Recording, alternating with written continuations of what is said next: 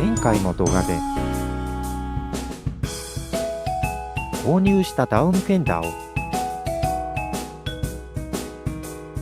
パールカデットグレーに塗装しました。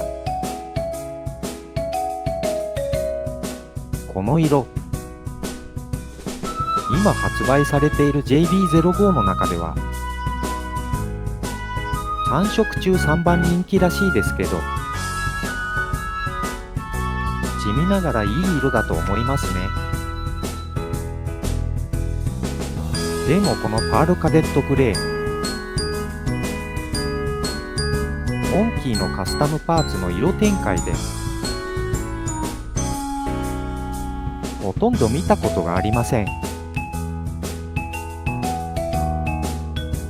例えばこんなのとか、こんなのもそうですが、基本は黒、赤、青、黄、あってもシルバーとかゴールド、こういう色展開を見るたびに軽く疎外感を抱くんですよね。でもないのなら塗ってしまえばよくね。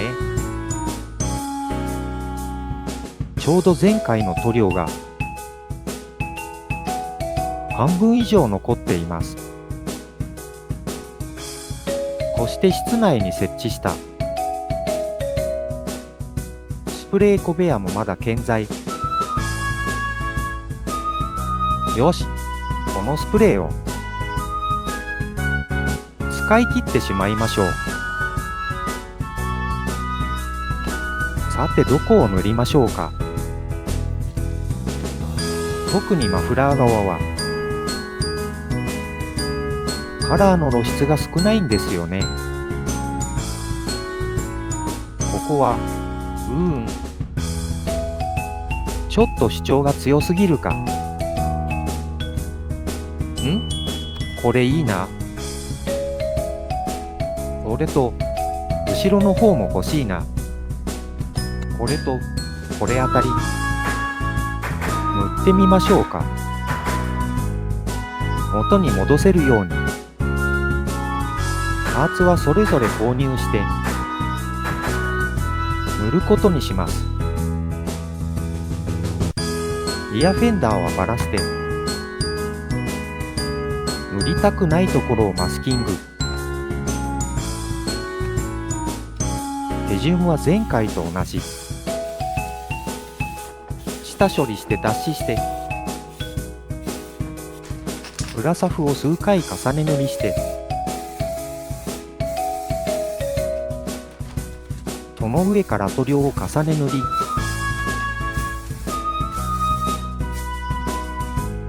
色ムラをチェックして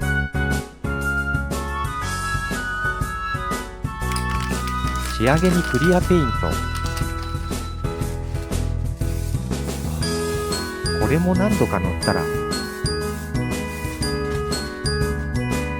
最後にマスキングをペリペリっと。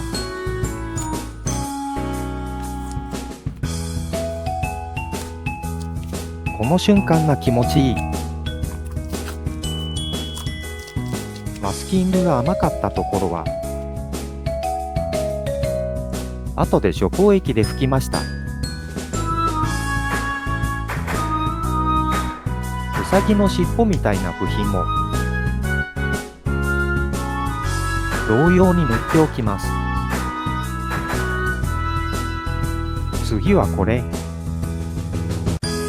マフラーエンドキャップっていうらしい。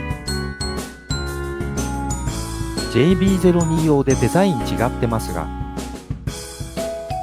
ネジの位置とかは合いそう。最後はこれ、マフラーカバーって言うんですね。金属ですが、黒塗装の上から塗りましょう。仕上がりはこんな感じです。取り付ける前にシミュレーション。ふむ、いい感じ。マフラーのエンドキャップはこんな感じですね。リアフェンダーはこんな風につきます。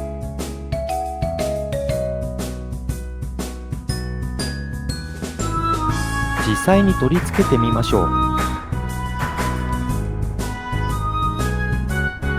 一番手こずったのはリアフェンダーでした。はじめにナンバーを外してフェンダーの裏側の3本のボルトを外したら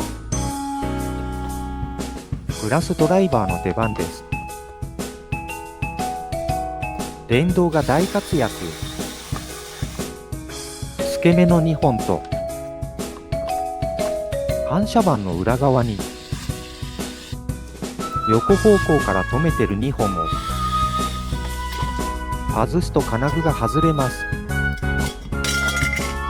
これで外れるかと思ったらナンバー灯の配線があるのでウサギの尻尾も外す必要がありました。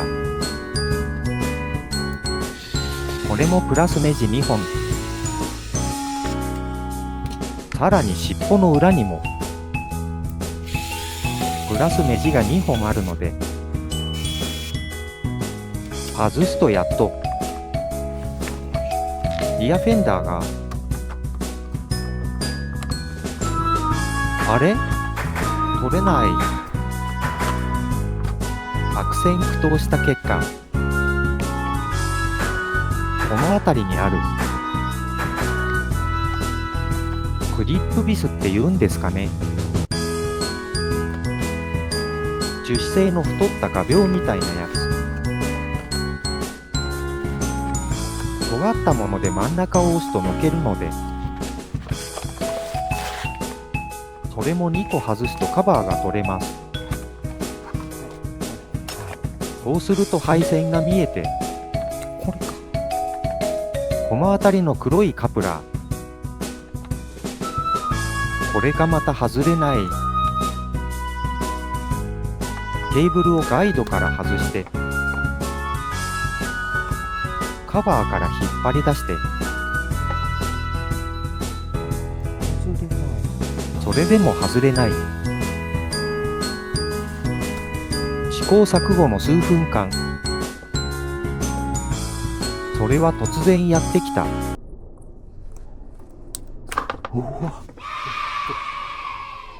こことここ2箇所に爪がありました。努力は必ず報われるという成功者だけが言えるセリフを言ってみたくなりますね。外したケーブルを塗装したフェンダーに通してカプラーを戻します。これも形をよく見て合わせないとめっちゃ時間かかります。あとはケーブルをガイドに戻してめくったカバーも元に戻してリアフェンダーを仮止めナンバー灯をつけたらウサギの尻尾を取り付けてでもフェンダーを固定する前に先に作業した方が良かったかも。改めて金属のカバーを戻してビス止め後にフェンダーを取り付けます。黒い樹脂製のカバーを戻してナンバー戻せばリアフェンダーの交換は終了。次はマフラーカバー。これはめちゃ簡単。見えてるボルト外してゴムのワッシャーみたいのを付け替えて取り付けるだけです。一応トルクは10ニュートンメートルだったかな。さて最後はマフラーエンドキャップ。金色のマフラーカバーを外して、こことここのボルトを外せば交換できます。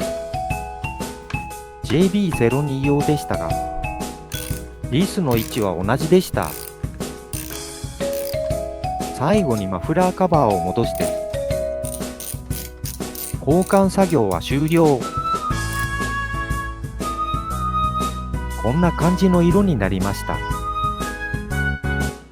パールカデットグレーがいい感じに侵食したと思います。でも実はまだ少しスプレーが残っていたので、マフラーガードとシートボルトを買って塗りました。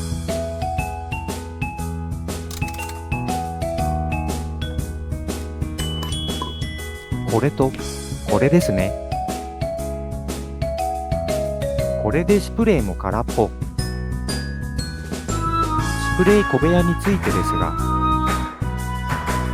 粘りのないとこや甘かったとこは塗料が少し拡散しています。